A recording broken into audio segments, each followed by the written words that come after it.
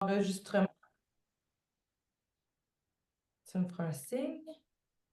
Donc, c'est bon. Merci. Donc, salut tout le monde et bienvenue dans le rassemblement virtuel Inégalité et droits bafoués Cétacés, organisé par le Mouvement d'éducation populaire et d'action communautaire du Québec, le MEPAC, et par le Comité d'éducation populaire autonome, le CEPA, du MEPAC. On est super contente, puis je dirais même là, impressionnée de voir autant de monde. Aujourd'hui, on est à peu près 150 dans le Zoom présentement. On peut comprendre que le contexte actuel soulève clairement de l'indignation et une volonté d'agir ensemble. Ce Zoom est une tentative de mettre nos histoires de lutte en commun et de créer un dialogue pour entamer un mouvement commun de résistance. Je me présente, Gabrielle, je suis co-coordonnatrice du MEPAC et je vais être l'animatrice pour ce Zoom de MOB aujourd'hui pour la prochaine heure et demie. Donc, pour commencer, j'invite Geneviève la Trovette Montérégie à venir faire la reconnaissance territoriale. Jalazi, bienvenue. Geneviève Latour, membre de la nation Mi'kmaq, salariée à la Trovette Montérégie. La région de la Montérégie est sur un territoire Gunning-Geoga. Nous devons souligner que beaucoup des ressources minières et d'énergie nécessaires à ce qu'on puisse se réunir en Zoom aujourd'hui ont été exploitées sur des territoires autochtones. Nous aimerions reconnaître que le territoire sur lequel nous sommes rassemblés dans nos régions respectives font partie du territoire traditionnel non cédé des 10 Premières Nations et Inuits du Québec et nous reconnaissons avec respect les diverses histoires et cultures des premiers peuples de la province. Et maintenant, je vais céder la parole à Michel Savard de la table des groupes populaires de la Côte-Nord, Walel York. Merci à tous. Bonjour tout le monde. Pour celles et ceux qui ne connaîtraient pas le MEPAC, on va prendre une petite demi-heure pour vous en parler. Non, c'est pas vrai, 2 minutes, ça va être réglé. On n'a pas de temps que ça. Donc, le MEPAC, c'est le Mouvement d'éducation populaire et d'action communautaire du Québec. A été créé en 1981, donc si on fait un petit calcul rapide, là, il va fêter ses 45 ans l'année prochaine, le MEPAC. Donc, le MEPAC regroupe 11 tables régionales qui, eux, regroupent 330, approximativement 330 groupes d'éducation populaire et d'action communautaire dans les régions. Le moyen privilégié du MEPAC pour atteindre ses objectifs, c'est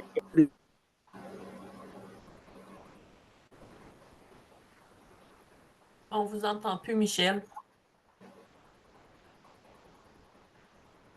OK, le micro a coupé. Est-ce que ça fait longtemps? Quelques secondes. OK, donc je disais que le moyen privilégié du MEPAC pour atteindre ses objectifs de transformation sociale, de justice sociale, c'est l'éducation populaire autonome. Donc, du coup, on a au MEPAC un comité d'éducation populaire autonome qui produit des outils accessibles à tout le monde, des outils qu'on essaye d'être le plus c'est ça, le plus facile à comprendre possible. Vous pouvez retrouver ces outils-là facilement là, sur le site du MEPAC. Merci Michel, merci Geneviève. Donc, quelques mots pour vous expliquer pourquoi le Zoom de MOB aujourd'hui. En vue de la Journée internationale de la justice sociale, le 20 février prochain, le MEPAC a décidé d'organiser un Zoom de mobilisation sous forme de panel. L'actualité des dernières années, voire des derniers mois, nous démontre clairement que les inégalités ne cessent d'augmenter. Donc, les crises sociales, politiques et climatiques se multiplient et s'intensifient. Pourtant, les gouvernements favorisent encore les intérêts du privé, des riches et des compagnies, plutôt que d'assurer le bien commun et de valoriser un filet social fort pour toutes et tous. Les personnes les plus démunies sont les premières à avoir leurs droits bafoués. Dans ce contexte d'austérité et de la montée des droits, le MEPAC juge qu'il y a une grande pertinence de décloisonner nos luttes et de cibler collectivement les responsables. Il faut développer des discours collectifs et communautaires forts et être solidaires les unes des autres. Le Zoom est une tentative de se rapprocher, même si on est à distance, de s'asseoir ensemble et d'échanger sur certaines luttes et crises importantes. Peut-être juste de garder en tête pour la période de questions et d'échanges qu'on va tenter ici de faire des liens là, entre les crises et les luttes présentées.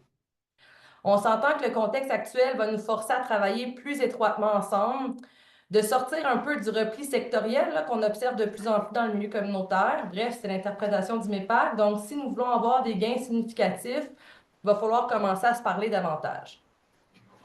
Justement, aujourd'hui, on a le plaisir d'avoir avec nous Steve Baird du Front commun des personnes assistées sociales du Québec, Véronique Laflamme du Front d'action populaire en réaménagement urbain, le FRAPRU, et Émilie Lorrain-Dansereau de l'Association coopérative d'économie familiale, la CEF du Nord de Montréal, qui va nous présenter à tour de rôle les crises qui touchent leur secteur. Chaque panéliste va avoir environ 15 minutes de présentation. Et après ce bloc de 45 minutes, il y aura une période de questions. Donc, gardez en tête que les questions sont pour la fin, donc écrivez-les ou conservez-les. Et on va vous inviter là, à avoir une période d'échange à la suite. Donc, j'invite Steve Baird du Front commun des personnes assistées sociales à prendre la parole. Bon Zoom tout le monde!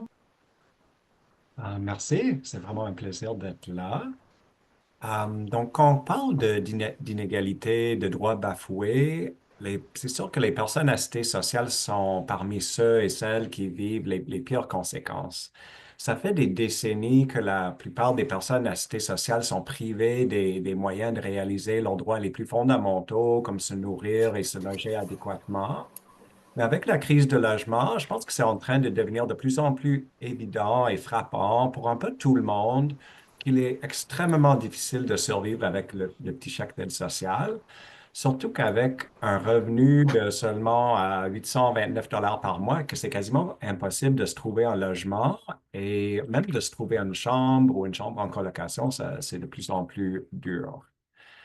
Euh, Puis le pourcentage de personnes assistées sociales qui habitent dans un logement social, c'est assez bas. Je ne sais pas si vous le connaissez, c'est à peu près 12% pour les gens au moins à l'aide financière de dernier recours. Donc, ça veut dire que la grande majorité des personnes assistées sociales vivent dans une insécurité constante de savoir est-ce qu'ils vont se retrouver un jour à la rue, surtout s'ils perdent un logement où ils habitent depuis longtemps. Une bonne partie de l'explosion de l'itinérance de ces dernières années est sûrement due au fait que les personnes assistées sociales peuvent de moins en moins se garder un toit sur la tête. Puis ça va continuer aussi à exploser malheureusement pour cette raison-là, entre autres. Et quand on dénonce l'insuffisance des prestations liées avec la crise de logement, c'est sûr qu'on ne veut pas du tout minimiser les luttes plus larges des locataires. C'est sûr que les droits des locataires de garder leur logement, le droit de maintien dans les lieux est mis à mal. Le nombre insuffisant de logements sociaux est très important aussi.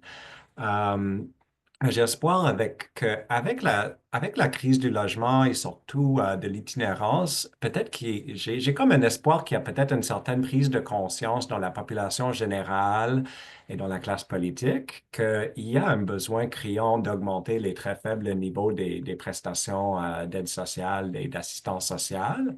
J'ai un petit espoir en tout cas de voir ça parce qu'il faut s'avouer que depuis longtemps, c'est vraiment pas populaire dans l'opinion publique en général d'augmenter les prestations de l'aide sociale, on peut se le dire.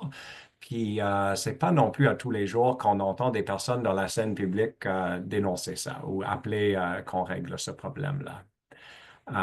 Donc, il faut qu'on se demande, est-ce qu'on se tire vraiment dans le pied en ayant des prestations aussi bas que ça? Ça mène vraiment à des formes de pauvreté assez extrêmes et un déni de droit assez extrême, mais qui est assez normalisé en général, qu'on n'en parle pas tant comme collectivement en tant que société. Je pense que c'est bon de se rappeler comme à quoi ça sert un système d'aide financière de dernier recours. Pourquoi on a ça? Parce que c'est pas juste pour des personnes qui vivent déjà dans une situation de grande vulnérabilité. La plupart d'entre nous ne sont pas à l'abri d'en avoir besoin un jour, surtout si on développe un problème de santé chronique qui nous empêche de travailler pendant plusieurs mois, plusieurs années. Il y a aussi plusieurs autres raisons qu'une personne peut se retrouver à l'aide sociale pour quelques mois ou même pour plusieurs années, liées à le chômage inadéquat, le travail saisonnier, une séparation d'un couple, un deuil, un événement traumatique dans la vie. C'est un système qui est censé aider des gens, souvent à un moment très difficile dans leur vie, de s'en sortir. Et pour la plupart d'entre nous, c'est à peu près le seul assurance revenu. Comme il y a le régime d'invalidité, mais les régimes d'invalidité, souvent, les prestations sont encore plus bas que l'aide sociale et l'aide sociale doit combler l'écart entre les petites prestations d'invalidité et les montants de l'aide sociale. Donc, pour la plupart de nous, à part nos 6 mois de chômage, c'est ça qu'on a et donc ça nous concerne tous, à peu près tous et toutes. Mais ceci dit, c'est sûr que ça ne veut pas dire que l'aide sociale, ça touche tout le monde de la même façon. L'aide sociale est aussi intimement liée à plusieurs de nos plus graves problèmes systémiques, problèmes de justice sociale. On peut penser ici, par exemple, je vais donner plusieurs exemples. Par exemple, tu sais, les jeunes qui sortent des maisons de jeunes et quel soutien on offre à ces jeunes-là. Les jeunes personnes queer qui se font mettre dehors par leurs parents et qui ont pas de place où aller des personnes autochtones, Inuits, de Premières Nations qui quittent peut-être des conditions de logement déplorables dans leur communauté pour la ville ou pour une autre raison, qui essaient de venir s'établir dans la ville et qui ont besoin d'un soutien, au moins temporairement des femmes qui ont peu de moyens pour quitter une relation de couple violente et rebâtir leur vie, des personnes proches aidantes, des personnes réfugiées qui arrivent avec presque rien, qui sont en train de s'intégrer, même si tu sais, on a coupé dans les derniers mois dans les cours de francisation, on peut se questionner comme à quel point c'est difficile de s'intégrer, d'apprendre une langue et tout ça. Les soins inadéquats en santé mentale, par exemple, aussi, c'est lié à la capacité des gens de pouvoir travailler ou intégrer le marché de travail. Puis, c'est toujours des régions où il y a beaucoup d'emplois saisonniers ou d'autres emplois précaires, même des emplois précaires dans les grandes villes et tout ça. Puis, plus globalement, tu sais, le marché de l'emploi n'a jamais eu une sorte de mission d'offrir à tout le monde une façon de s'intégrer. Ça n'a jamais voulu intégrer tout le monde forcément. Donc, il y a toujours des personnes qui se sont trouvées exclues du marché de travail. Donc, en bref, l'aide sociale, ça recoupe plusieurs de ces enjeux super importants de justice sociale. Et donc, quand on parle des montants des prestations, c'est sûr qu'on parle de ça parce que on parle de besoins fondamentaux et que les personnes devraient être privées de ces droits fondamentaux. Mais c'est aussi question de si, à un moment dans la vie, à un moment difficile, est-ce qu'on offre des supports suffisants à une personne pour que la personne puisse stabiliser, améliorer leur situation, le fameux filet social. Ou si au contraire, la personne va se trouver dans une situation qui se dégrade, qui devient de plus en plus difficile, que ça devient de plus en plus difficile de s'en sortir. Et puis, à un niveau plus collectif, tu sais, j'ai dit ça de façon un peu individuelle, mais ça veut dire qu'à un niveau plus collectif, on a des problèmes systémiques, on a des problèmes de justice sociale. Et est-ce que des personnes qui sont affectées directement par ces problèmes, est-ce qu'on les donne les soutiens nécessaires pour essayer de s'en sortir? Je pense que tu sais, l'assistance sociale, c'est vraiment important pour ça. C'est toujours à un moment donné, à peu près, tu sais, en ce moment, c'est un peu plus d'un tiers des gens à l'aide financière de dernier recours ou à Objectif Emploi qui sont là depuis moins de 2 ans, qui sont dans leur première couple d'années à l'assistance sociale. La plupart des personnes s'en sortent dans les premiers couples d'années, malgré à quel point c'est dur de s'en sortir. Mais il y a un nombre substantiel de personnes qui s'en sortent pas et c'est en partie parce que le système est tellement inadéquat pour donner des chances au monde de s'en sortir, de stabiliser leur situation, que ça peut faire en sorte que les situations s'empirent, peut-être au niveau de la santé mentale ou même physique, ou au niveau de la précarité du logement, et que ça peut devenir de plus en plus difficile pour une personne de rétablir sa situation. Euh, donc, je vais parler aussi un moment de la réforme d'aide sociale. Vous avez probablement entendu parler de ça. Dans les derniers mois, il y a eu une réforme de l'aide sociale. Euh, Finalement, la réforme n'a pas amélioré grand-chose, en grande partie parce que il n'y a pas eu d'amélioration dans le revenu des gens en général. Donc, ça passe un peu à côté du nœud du problème des prestations largement insuffisantes. C'était une réforme à coût nul. Donc, ce que ça veut dire à coût nul, c'est que la CAQ a décidé, le gouvernement de François Legault, que ils n'allaient pas mettre un dollar de plus, une scène de plus dans l'aide sociale et que s'il allait y avoir des améliorations, ben, il y aurait des coupes ailleurs. C'est-à-dire, on couperait certaines personnes pour faire des petites améliorations aussi ici et là. Donc, ça, ce qu'ils ont fait, c'est qu'ils ont coupé des allocations de 160 dollars par mois de plus pour des personnes de 58 à 64 ans et pour des femmes monoparentales avec des jeunes enfants. Donc, on a dénoncé ça, on a été assez déçus de la réforme en général et on a trouvé ça vraiment inadmissible qu'ils coupent parmi les personnes les plus vulnérables de notre société et qui les font survivre avec encore moins d'argent.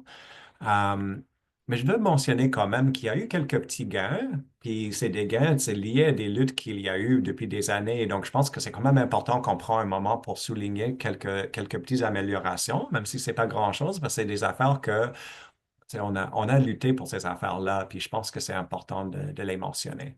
Peut-être la plus intéressante, c'est au niveau de la contribution parentale, parce qu'à peu près depuis qu'il y a l'aide sociale, il y a des règles qui limitent l'accès des jeunes à l'aide sociale. Avant, c'était carrément écrit comme ça dans la loi. C'était comme il y avait, si tu avais moins de 30 ans, je pense, en dessous d'un certain âge, il y avait un montant de moins qu'on avait. Euh, il y a eu des luttes autour de ça, ça a changé au fil des années et finalement, on arrive avec cette réforme que les jeunes, au moins, qui habitent pas chez leurs parents, n'ont plus ce problème d'être exclus de l'aide sociale ou d'avoir un montant réduit. Il y a certaines jeunes qui habitent chez leurs parents qui ont toujours ce problème-là, mais au moins ceux et celles qui habitent pas chez leurs parents, ils sont pas soumis à ce genre de calcul ou d'exclusion. Et ça, c'est quand même pas rien. On a dénoncé pendant longtemps que pour un couple, l'aide sociale envoyait un chèque par couple et pas un chèque à chaque personne. Donc, c'est sûr que dans des situations de contrôle par une personne au sein du couple, c'est très problématique d'avoir juste une personne qui peut potentiellement contrôler le chèque. On l'avait dénoncé. Il y a au moins une petite amélioration à ce niveau-là. Ça ne règle pas la moitié des problèmes avec comment les couples sont traités à l'aide sociale. Et surtout le fait que, en gros, les couples reçoivent moins d'argent quand on est en couple et ça cause plein de problèmes. Mais au moins, il y a eu une petite amélioration à ce niveau-là. Il y a eu des petits changements au niveau des dettes aussi, des fausses déclarations, que c'est des choses aussi qu'on avait dénoncées pendant un bon moment. Puis, c'est pas exactement dans la changement de loi, mais en même temps, il y a eu un peu des petites améliorations aussi dans la capacité des gens de travailler à temps partiel sans se faire couper tous leurs revenus. C'était quasiment impossible pour certaines personnes de faire un petit peu plus d'argent en travaillant à temps partiel parce que l'aide sociale coupait dollar pour dollar chaque dollar que la personne faisait de leur chèque au-delà du premier $200. Donc, il y a des choses qui sont un peu moins pires à ce niveau-là. Voilà, mais malheureusement, comme je disais, dans le portrait global, c'était très décevant comme réforme. Il y avait des coupures qui sont pas acceptables et c'est une réforme qui ne va pas améliorer la vie de la plupart des personnes ou la plupart d'entre nous qui ont un jour besoin d'une aide financière de dernier recours. Donc, on va continuer de dénoncer les coupures qui s'en viennent. Ils n'ont pas encore commencé, on n'a pas encore la date de début, disons. Mais globalement, on commence déjà à tourner la page sur cette réforme-là, de regarder nos luttes dans une perspective plus moyenne à long terme. Il va falloir continuer à lutter pour plein de choses, autour de plein de problèmes. Il y a toujours des défis énormes qui restent avec l'aide sociale. J'ai mentionné tout à l'heure, par exemple, les difficultés, les pénalités de personnes qui veulent travailler un peu à temps partiel selon leurs moyens parce qu'ils ont peut-être une condition de santé qui ne les permet pas de travailler à temps plein, par exemple, ou parce qu'ils sont en train de réintégrer graduellement le marché de l'emploi. Les revenus des conjoints, c'est un énorme problème. Une couple où les deux travaillent au salaire minimum, s'il y a un qui a un problème de santé ou pour une autre raison, ils ont besoin d'aide sociale, ils seront inadmissibles si c'est un couple qui habite ensemble. Parce que les règles actuelles, c'est qu'une personne, surtout des femmes, qui qui sont en couple avec quelqu'un qui a un revenu de travail à temps partiel, ils sont complètement exclus de l'aide sociale. Tu peux même pas vraiment faire la demande ou tu serais refusé la demande. Donc, il y a des règles comme ça qui sont extrêmement problématiques. Euh, Steve, et autour des dettes aussi, par exemple, quand on parle des petits montants de l'aide sociale, malheureusement, c'est même pas juste le 829 le plus faible montant, la prestation de base, parce qu'il y a des personnes qui, au fil des années, ils se sont fait accuser d'avoir mal déclaré quelque chose, d'avoir déclaré quelque chose de faux sur un formulaire. Peut-être que c'était juste une erreur de leur part, mais qui se trouvent avec le 829 moins 224 qui se retrouvent avec à peine 600 pour survivre. Et parfois, des personnes en situation d'itinérance, c'est ça leur situation. C'est aussi, leur chèque, c'est juste 600 par mois. Donc, c'est encore plus impossible de se trouver même une chambre où se mettre. Donc voilà, la lutte continue, puis on va avoir besoin de continuer de bâtir des solidarités entre nos luttes et de regarder vers le futur.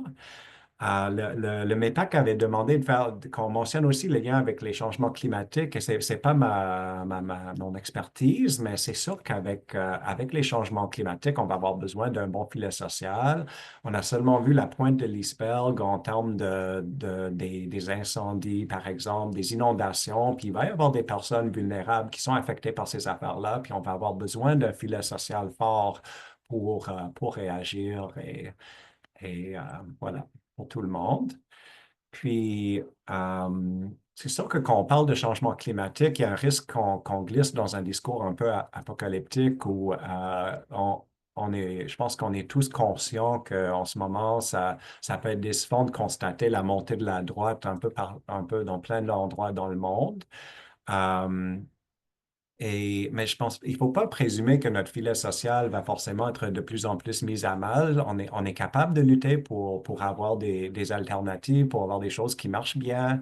On est capable de faire des gains et je pense qu'on se rappelle pas assez souvent qu'il y a quand même on a réussi à faire des bonnes choses au fil des années. Il y a des choses qui sont moins pires en termes de la lutte à la pauvreté que c'était il y a 10 ou 20 ans.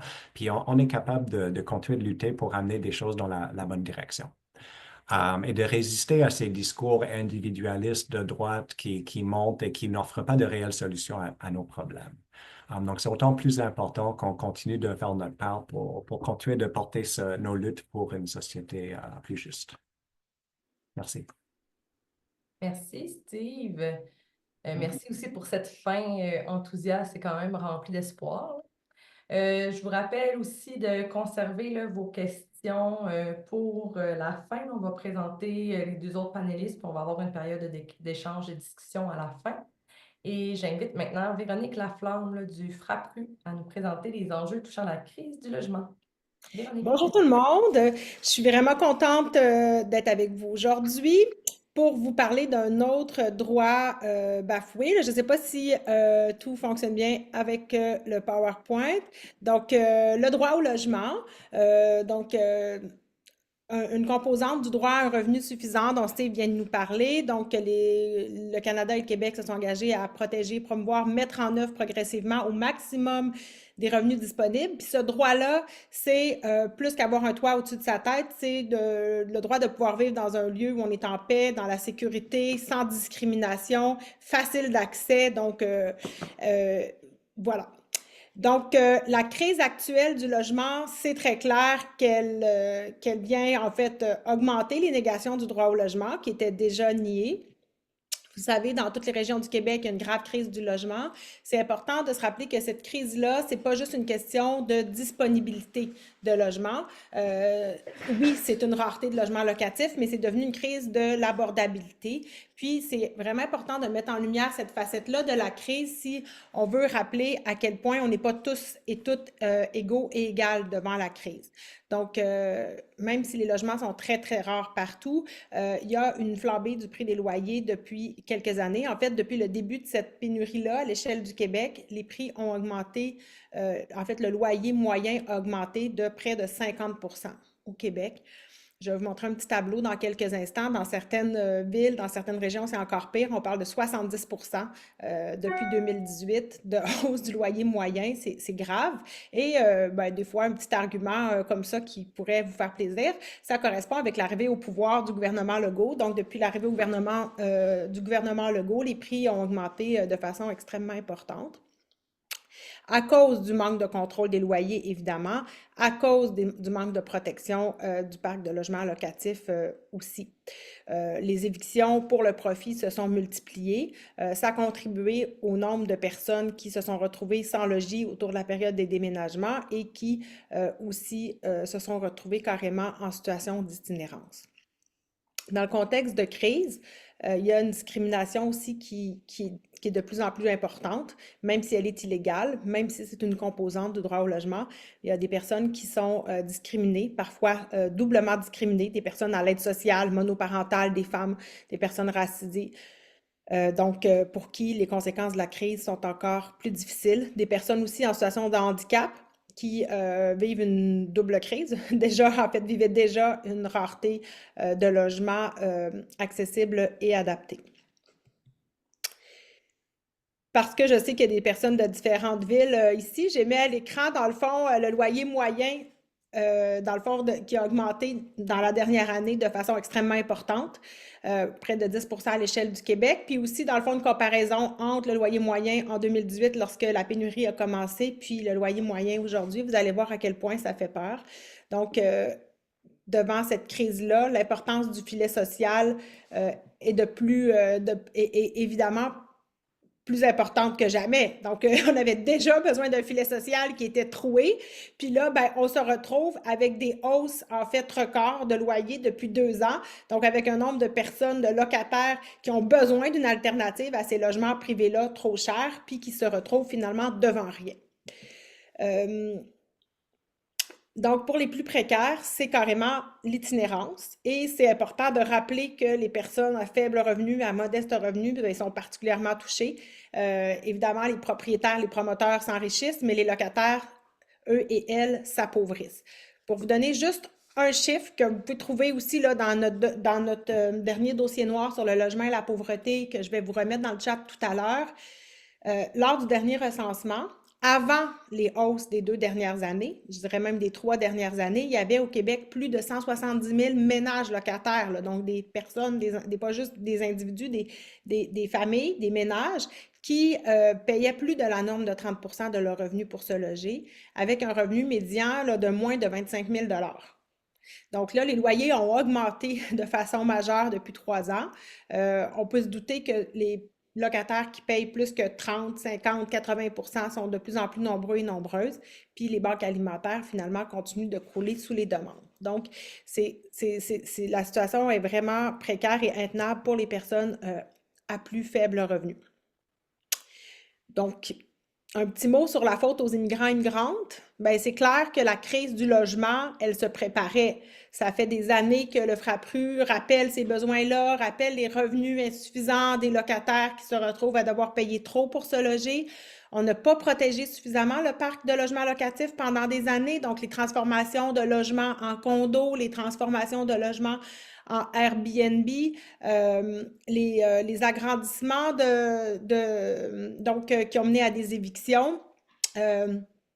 Tout ça a contribué aussi à la crise actuelle. Donc, c'est évidemment que le discours là, qui tente d'imposer finalement une seule cause, en fait, qui serait celle de l'immigration, bien, c'est extrêmement dangereux. Puis le seul objectif, finalement, c'est d'avoir des boucs émissaires pour pallier à l'indifférence gouvernementale qui a refusé de s'attaquer finalement au problème, malgré les demandes qui sont répétées des groupes de défense du droit au logement, le FRAPRU, le RECLAC, le Réseau Solidarité Itinérance.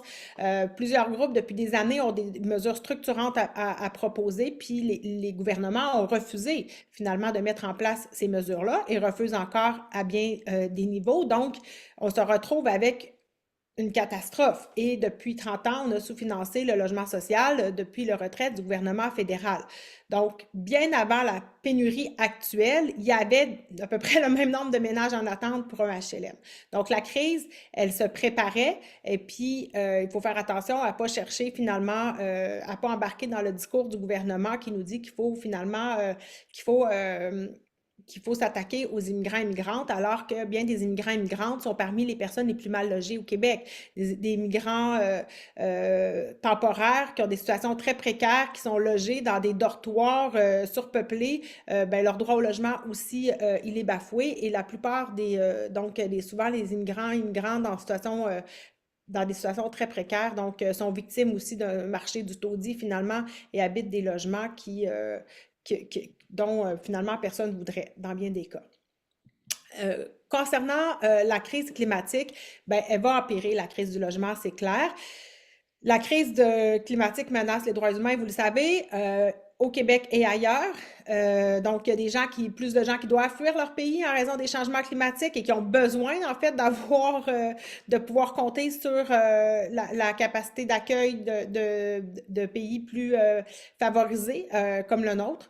Les plus précaires sont au Québec, ailleurs aussi, mais si on veut parler de la situation ici, comme Steve en a parlé, les personnes les plus précaires, les plus vulnérables, sont plus vulnérables au changement climatique. On peut penser aux inondations, par exemple, aux vagues de chaleur qui ont des conséquences disproportionnées sur les ménages à plus faible revenu. D'abord et sur les locataires, parce que les locataires sont évidemment plus nombreux dans des quartiers où les îlots de chaleur sont plus présents, d'une part.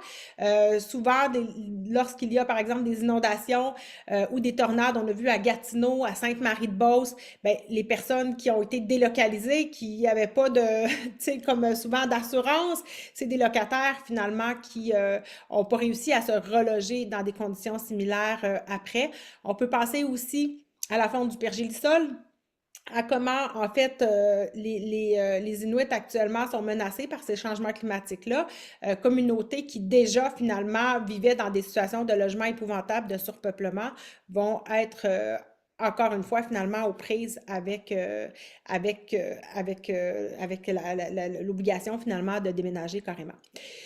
Le logement social est nécessaire pour contrer aussi, non seulement, en fait, le logement social suffisamment financé pourrait être une alternative plus durable, mais le problème, c'est que les programmes de logements sociaux sont souvent aussi financés de façon inadéquate et vont pas encourager la durabilité. Donc, c'est une des raisons pour laquelle on demande des bonifications des programmes de logements sociaux pour avoir du logement social qui va être aussi durable, mais il est surtout nécessaire pour contrer la gentrification verte qui vient avec des mesures qui visent à contrer les aléas climatiques dans des quartiers ou dans des villages où on en a bien besoin. Donc, c'est important d'avoir en tête l'importance du droit au logement pour tous et toutes quand on préconise des mesures de verdissement qui sont nécessaires pour ne parler que du verdissement, parce que souvent, ben, quand on rajoute des arbres, ben, ça devient plus attractif. Il y a des ménages plus fortunés qui veulent s'établir ou acheter les logements, puis ça vient avec une délocalisation finalement des ménages les plus pauvres vers des zones finalement qui risquent de n'être pas plus intéressantes pour eux et elles, dans des mauvais logements aussi. Je ne parle pas de la question de l'énergie parce qu'il y a une personne après moi qui va en parler, mais ça serait intéressant aussi de rappeler l'importance, dans le fond, d'avoir des logements, dans le fond, en meilleur état, mieux isolés pour les personnes les plus pauvres, qui sont souvent celles qui vivent dans des logements qui sont les moins adéquats en termes énergétiques, mais je vais laisser la Sève du Nord en parler tout de suite après moi. Donc, on vit une crise, c'est clair. Une crise qui est, je le répète, une crise d'inabordabilité qui menace, dans le fond, la mise en œuvre du droit au logement. On a des reculs dans la mise en œuvre de ce droit fondamental au logement. Ça a des conséquences sur d'autres droits, le droit à un revenu décent, mais aussi le droit à la santé physique et mentale, le droit, en fait, à la sécurité, le droit à une bonne alimentation, quand on est obligé d'aller à la banque alimentaire, pas juste la 4e semaine du mois, mais le 2e jour, parce que finalement, il n'y a plus rien après avoir payé le loyer. C'est notre droit à une saine alimentation qui est affecté. Puis, ultimement, c'est le droit à la vie. Des gens qui meurent dans la rue, carrément, ou qui se suicident parce que finalement, ils ont plus d'espoir de se loger décemment. Ce sont tous des droits qui sont liés les uns aux autres. Donc, pour le FRAPRU, la solution, même si, je le répète, c'est nécessaire de contrôler le prix des loyers, de protéger le parc de logements locatifs, de mieux protéger les locataires contre les évictions qui se poursuivent malgré un certain moratoire. C'est clair que les logements sur le marché privé sont déjà trop chers pour bon nombre de ménages locataires, puis il faut augmenter la part que ça occupe sur le marché privé. Actuellement, au Québec, c'est un logement, en fait, c'est 11% des logements qui sont des logements sociaux. Fait que c'est clair que l'alternative n'est pas là au marché privé, puis il y a un monopole. C'est très drôle parce que oui, il y a un monopole, puis il y a des régions, on entend parler de cas sur la Côte-Nord où même des propriétaires se concerteraient pour fixer quasiment les hausses de loyer. Donc, il y a vraiment actuellement un filet social qui est pas suffisant. Il y a des logements sociaux, il y en a des milliers, il y en a 169 000 au Québec, c'est génial. Tous ces logements-là agissent comme rempart contre la gentrification, contre la spéculation, une chance qu'ils sont là. Des quartiers comme Saint-Henri, comme Hochelaga-Maisonneuve, comme Pointe-Saint-Charles, comme Saint-Sauveur, Saint-Roch, Saint-Jean-Baptiste à Québec, un peu partout au Québec, il y a des HLM, des coopératives, des organismes sans but lucratif d'habitation qui permettent à du monde de se loger décemment, mais c'est pas suffisant. Puis les personnes qui voudraient y avoir accès doivent attendre pendant des années. Pour avoir accès à une habitation à loyer modique, le délai moyen à Montréal, c'est 5 ans. Donc, les gens qui en ont besoin maintenant ont le temps de se retrouver à la rue avant d'y avoir accès. On entend parler comme solution à la crise du logement de l'importance d'augmenter l'offre. La ministre de l'Habitation répète beaucoup ça, elle n'est pas la seule, il faut augmenter l'offre, il faut en fait inonder le marché de nouveaux logements. Mais pour nous, ce n'est pas la solution, c'est très clair. Quand on regarde les chiffres, les loyers récemment construits qui sont très chers, les condos locatifs, tout ça vient tirer vers le haut le prix des loyers et ça ne donne pas des logements finalement réellement abordables qui correspondent à la capacité de payer d'une partie importante des locataires.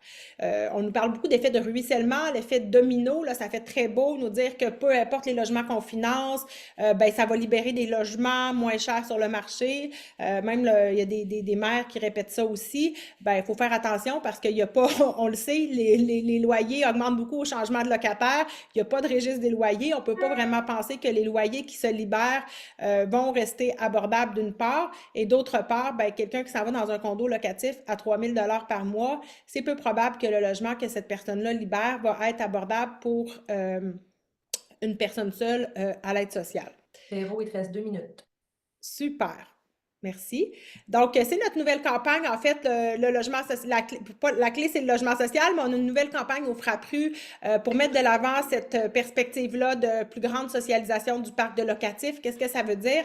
C'est qu'il faut que le logement social donc occupe une plus grande part sur le logement locatif. On a du nouveau matériel qui a été produit, un document super accessible de 4 pages, un long document plus ou moins accessible de plusieurs pages, mais qui peut être utile si vous voulez piger dedans. Puis, on a aussi des vignettes thématiques qui ont commencé à sortir régulièrement. Il y en a une première qui est sortie sur la crise du logement. Je vais vous partager le lien dans le chat tout à l'heure. On anime aussi des ateliers dans nos groupes membres ou chez les alliés pour faire connaître cette perspective-là. Donc, on vous invite à ne pas hésiter à faire circuler ce matériel-là. Qu'est-ce qu'on peut faire sinon à très court terme? Il y a des campagnes de lettres qu'on va lancer dans les prochains jours au ministre des Finances pour qui nous rencontre dans le cadre de ces consultations prébudgétaires, puis 2, pour rappeler le fait que le logement social, c'est pas une dépense, c'est un investissement.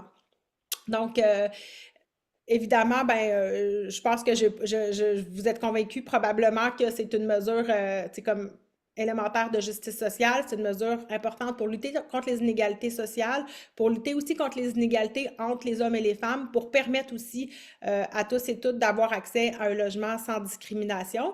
Je vous dirais un mot en conclusion sur l'importance d'insister sur le logement social et communautaire, à l'heure où on nous parle de plus en plus de logements abordables. Du logement abordable, on n'a pas l'assurance que ça va rester à nos collectivités. Ça peut être du logement privé, et on est en train actuellement de noyer le poisson en nous finançant, même en nous promettant des logements abordables qui vont être sans but lucratif, mais où on ne garantit pas finalement que ça va être abordable dès maintenant pour les ménages qui en ont le plus besoin. Donc, on est présentement dans un changement de paradigme au Québec. Il y a un régime à plusieurs vitesses qui est en train de s'installer, puis on a abandonné non seulement le programme Accès Logis, mais il y a une volonté de financer les projets de logements sociaux, pas nécessairement dans le cadre d'un programme gouvernemental. Donc, on voit de plus en plus d'argent, des fonds publics réservés au logement qui est octroyé finalement par décret par le gouvernement. C'est sans grande transparence. Puis ça, c'est inquiétant aussi comme façon de faire parce que ça enlève du pouvoir à nos communautés qui se mobilisent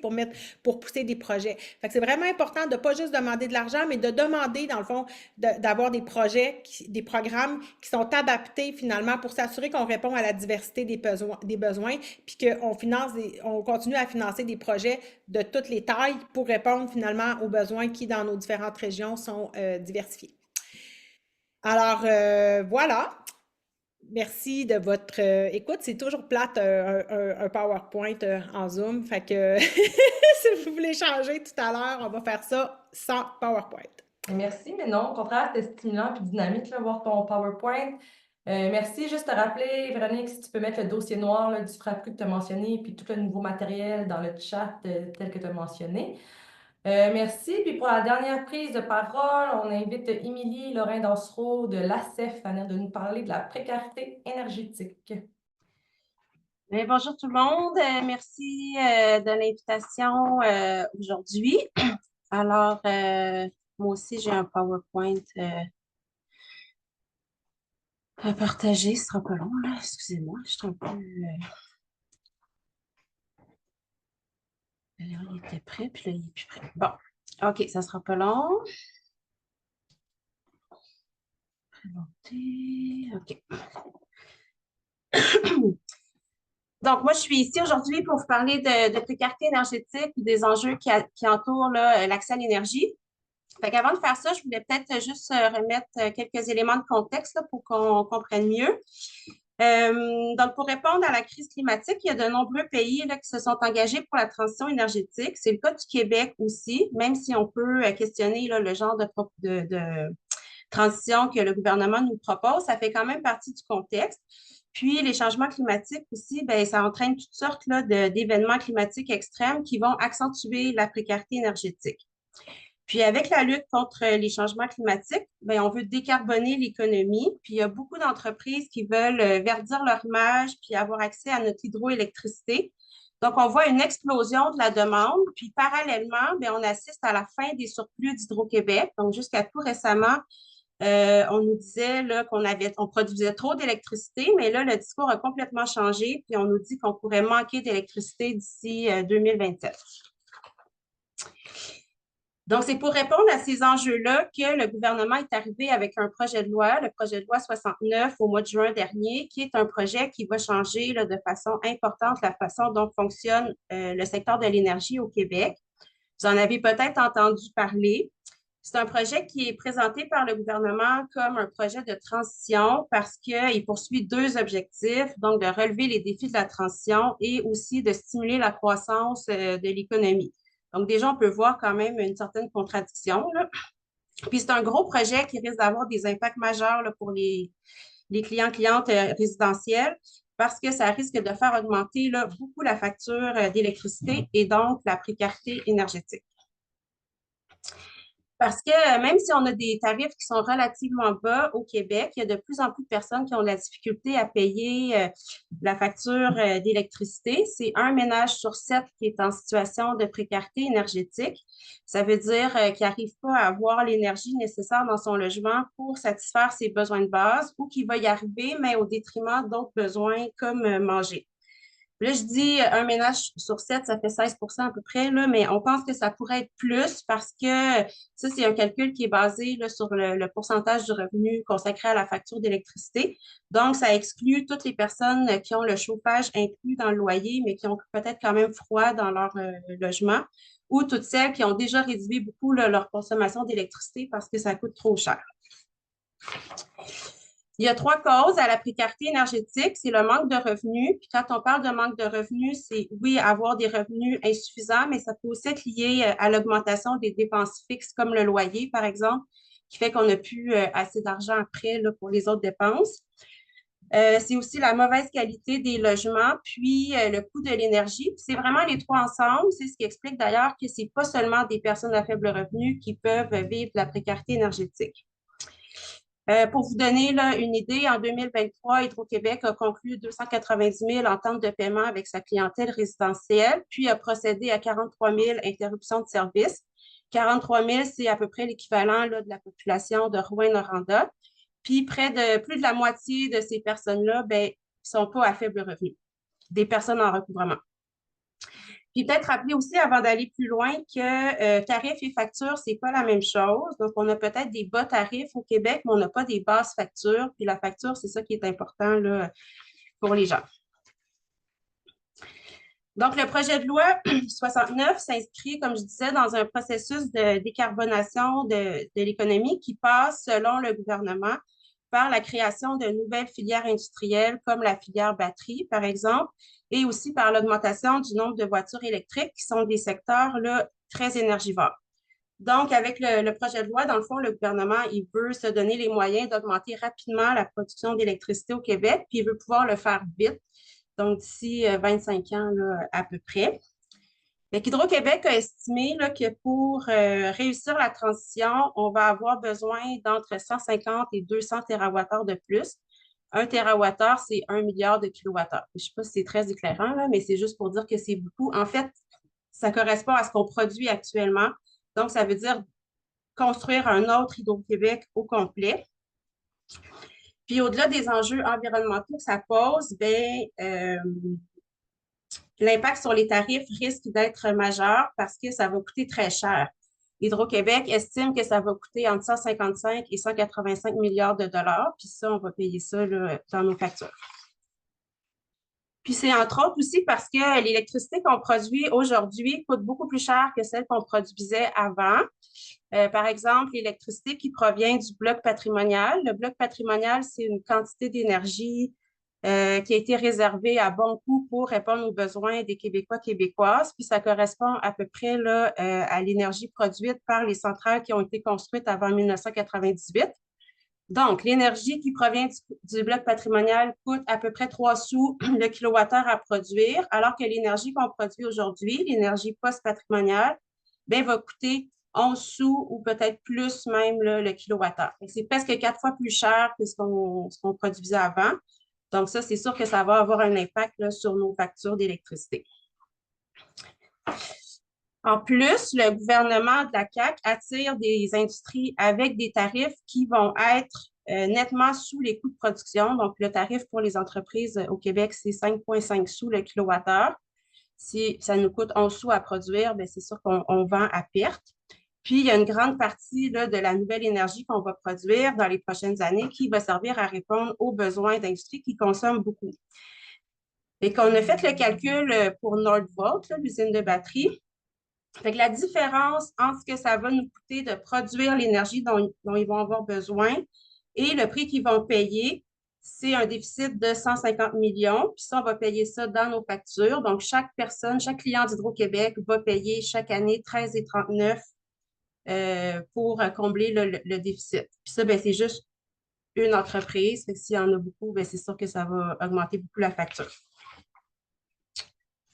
Le projet de loi ouvre la porte à la privatisation aussi. Je ne vais pas trop parler de ça parce que je n'ai pas beaucoup de temps, mais peut-être juste dire qu'on fait plus de place au privé, entre autres pour la construction des éoliennes et du solaire.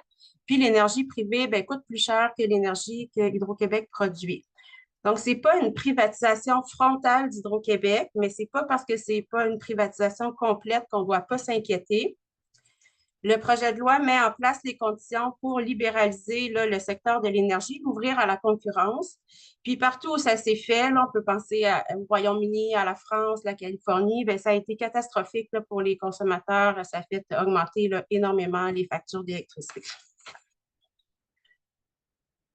Donc, comme les nouveaux approvisionnements vont coûter très cher, il faudrait plutôt miser sur la diminution de la consommation. ce qui permettrait là, de minimiser l'impact sur les hausses de tarifs. Puis ça, le projet de loi, il est muet là-dessus. Il n'y a pas de propositions qui vont dans ce sens-là.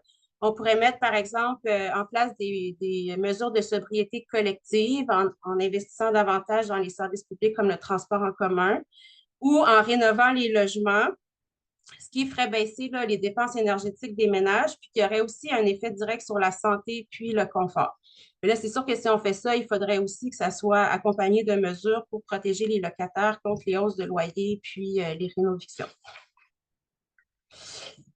Je pourrais dire vraiment beaucoup de choses là, sur les défis que la transition pose en matière de lutte à la précarité énergétique, mais je vais me concentrer sur 3 grands principes qui devraient guider le gouvernement.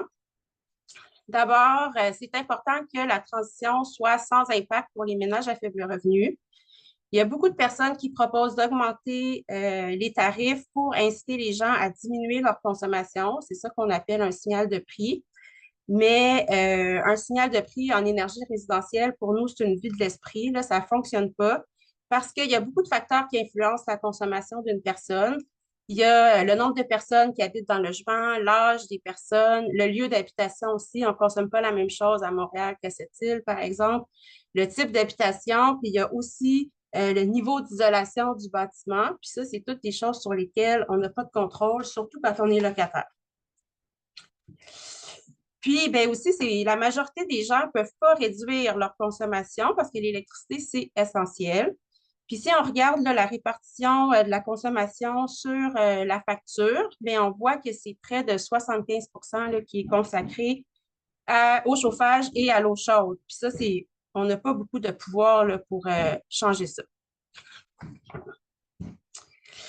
Le deuxième principe, c'est que la transition énergétique ne devrait pas exacerber les inégalités. Puis là, je vais prendre l'exemple de la tarification dynamique pour en parler. Donc, la tarification dynamique, c'est un incitatif monétaire qu'Hydro-Québec offre à ses clients pour qu'on réduise notre consommation d'électricité pendant les périodes de pointe, donc quand il fait vraiment très froid l'hiver. Ça existe déjà. Il y a 3 options. Il y a l'option crédit hivernal, où là, Hydro-Québec va nous donner un rabais si on réussit à diminuer notre consommation. Il y a le tarif flex, où là, on va payer plus cher notre kilowattheure pendant les périodes de pointe. Donc, c'est à peu près un peu plus que 50 sous le kilowattheure au lieu de 8 sous qu'on paye normalement. Et il y a aussi ILO, mais ça, c'est un service payant, puis je ne vais pas en parler. Mais pour nous, ça pose plusieurs problèmes là, en matière de justice sociale. D'abord, parce qu'on l'a vu, les gens n'ont pas beaucoup de marge de manœuvre pour diminuer leur consommation, surtout les ménages à faible revenu. Fait que 50 sous le kilowattheure, il ne faudrait pas que ça arrive.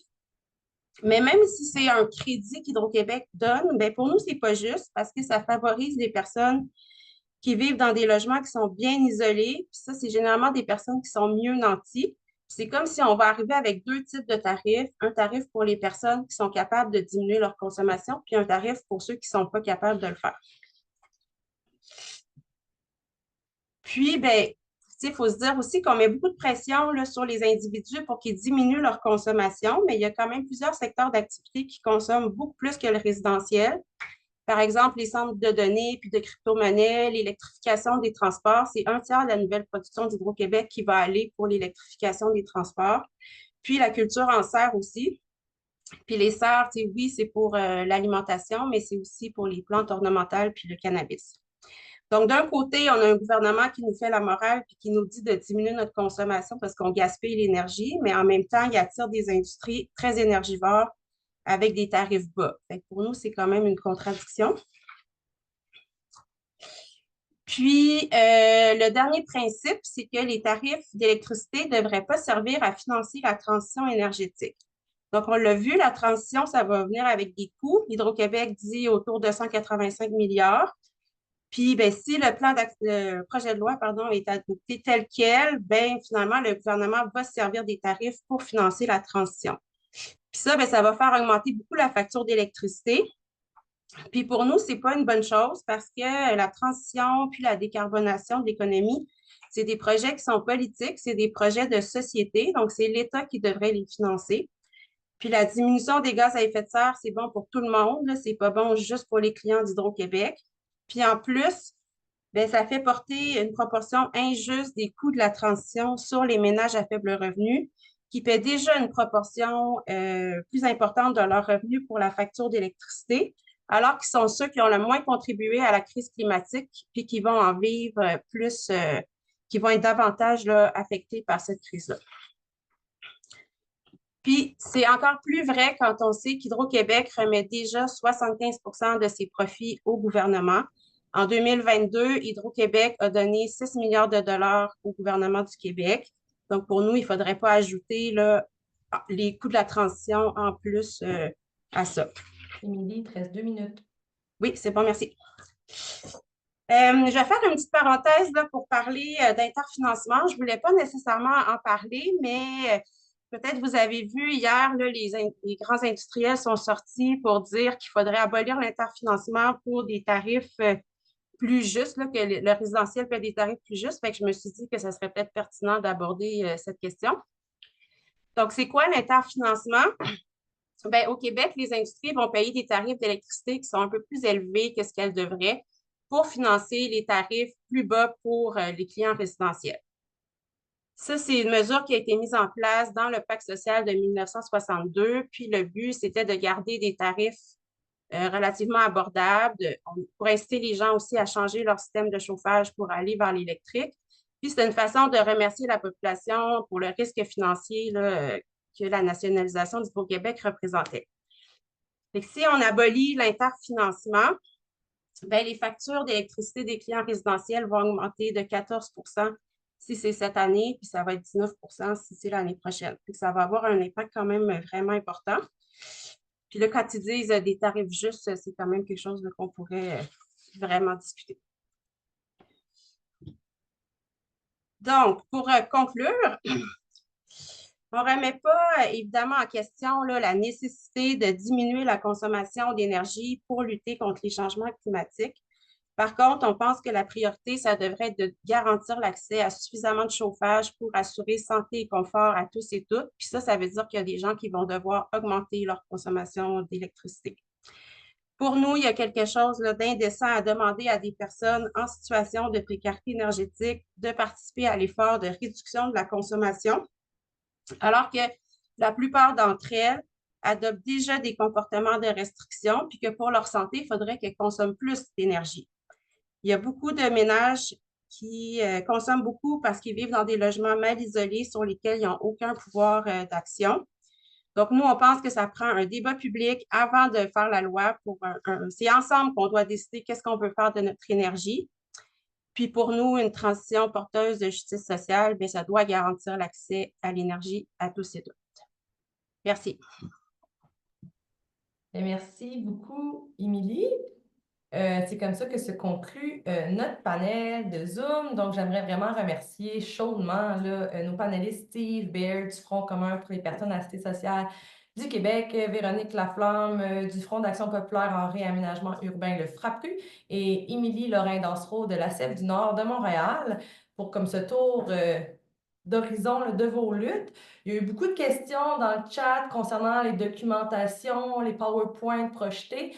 Donc, j'invite soit Émilie, Véronique et Steve à mettre leurs outils dans le chat, mais également, mes pairs, on va faire l'effort là, de parler avec les 3 panélistes. Puis sur notre site Internet, là, on va mettre le lien vidéo avec les outils et les informations pertinentes là, des 3 présentations qui ont été présentées aujourd'hui. Et on a toutes vos adresses courriels si vous êtes inscrite au Zoom de mode. Donc, il va y avoir un courriel de rappel pour vous annoncer quand cela va être prêt. Sinon, on a vu que le portrait tracé là, par les 3 panélistes était assez sombre, mais tout le monde a fini avec une lueur d'optimisme ou d'enthousiasme. On peut se questionner là, si les tendances politiques puis la montée des discours de la droite là, on laisse difficilement présager une amélioration. Mais comme les 3 panélistes nous l'ont dit, il y a une lueur d'espoir dans les discours critiques puis la lutte commune. Donc, j'invite Catherine du Mouvement d'éducation populaire autonome de Lanaudière, le MEPAL, à proposer un mot de la fin et faire un appel à la mobilisation.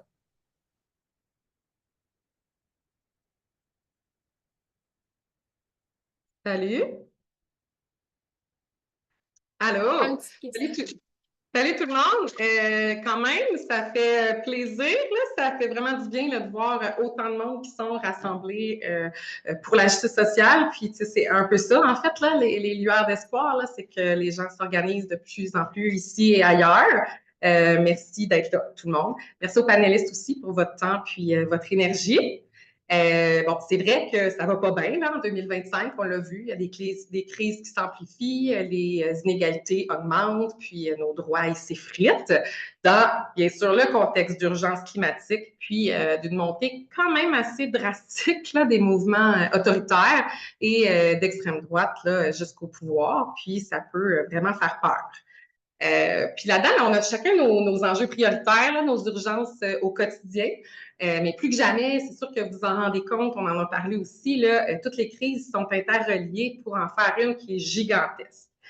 On pourrait penser, on a vu quelques exemples, là, mais mettons, là, on pourrait penser à quelqu'un qui cogne à une porte d'un organisme pour un problème de salubrité de logement, mais aussi qui a faim parce que on l'a vu, le chèque de l'aide sociale est beaucoup trop maigre pour subvenir là, aux différents besoins. Le prix de la bouffe qui augmente à cause de peut-être la dernière sécheresse, puis aussi qui est dans une situation de violence conjugale, puis qui voit sa santé mentale et physique se détériorer par conséquence de tout ça, pendant que le système de santé, lui, ben, il est charcuté. Ça pourrait sembler un peu caricatural, mais c'est des situations qu'on entend parler réellement dans les différents organismes. On pourrait aussi penser à quelqu'un qui est sans domicile parce que son nom, il ne sonne pas assez québécois aux oreilles des proprios. On vient de fermer sa classe de francisation. Il s'inquiète pour sa famille, dont la région vient d'être détruite par les inondations. Puis, pour rajouter à ça, ben, le racisme qu'il subit, ben, il commence à devenir un petit peu moins décomplexé. Ce dernier point-là, on l'observe, là, entre autres, parce que le gouvernement essaie de détourner notre attention des causes des différentes crises en créant des boucs émissaires. Mais on ne va pas se laisser faire, on ne va pas se laisser désunir. On le voit chez nos voisins du Sud, ce que ça peut donner quand on bousille là, la solidarité entre les gens, qu'on démonise ou on déshumanise là, certains groupes de population. On ne va pas se laisser faire, on ne va pas les laisser continuer à démanteler nos droits, notre filet social. On a lutté assez fort pour les obtenir déjà. Puis en fait, c'est possible là, de construire un monde différent, une société où est-ce que les décisions vont être guidées par les valeurs de justice sociale plus que par la quête de profit. Les panélistes vous ont présenté chacun pour leur secteur plein de solutions qui iraient en ce sens-là, ce qui est utopique. En 2025, ça commence à être de plus en plus de penser que ça pourrait être viable de continuer comme ça, là, de continuer à faire tourner à plein régime ce système-là là, qui détruit un peu tout sur son passage puis qui est injuste. Mais par contre, de lutter pour une société où est-ce que tout le monde est en sécurité, où est-ce que les besoins de chacun, chacune sont répondus, où est-ce qu'on prend collectivement les meilleures décisions pour tout ce qui nous concerne, puis que ben, ces décisions-là se trouvent à assurer un avenir aux prochaines générations, ben, c'est peut-être maintenant ce qu'il y a de plus réaliste. Puis le milieu communautaire autonome, il y en a beaucoup là, parmi vous qui sont dans le milieu communautaire autonome, bien, on a définitivement notre rôle à jouer dans cette lutte-là parce qu'on a les moyens de lier nos enjeux pour combattre les injustices ensemble, là, de créer un rapport de force, en fait. Le 20 février, qui s'en vient bientôt, c'est la Journée internationale pour la justice sociale. Il y a des événements organisés partout au Québec. Donc, le Zoom d'aujourd'hui servait, entre autres, à en parler. On vous invite là, à vous joindre à nous. C'est vraiment l'occasion parfaite là, pour venir faire des liens, pour trouver des gens avec qui s'impliquer, pour échanger des idées, pour en apprendre, finalement, là, pour construire un réseau large pour la justice sociale. Fait que toutes les informations, ils sont rassemblées sur le site du MEPAC. Puis, vous pouvez aussi contacter votre table régionale qui va pouvoir vous enligner sur ce qui se passe dans votre région, proche de chez vous. Puis, sur le site du MEPAC, vous pouvez aussi aller fouiller pour trouver plein d'outils utiles là, qui vont aider à mieux comprendre, à identifier les causes, puis à réfléchir à des solutions. Fait que, une dernière fois, merci d'être là. On ne lâche pas, on va continuer à lutter ensemble. Puis, je laisse la parole à mon collègue Stéphane du groupe de recherche et de formation sur la pauvreté au Québec pour la période de questions. Merci. Oui, salut tout le monde. Fait qu'il nous reste encore un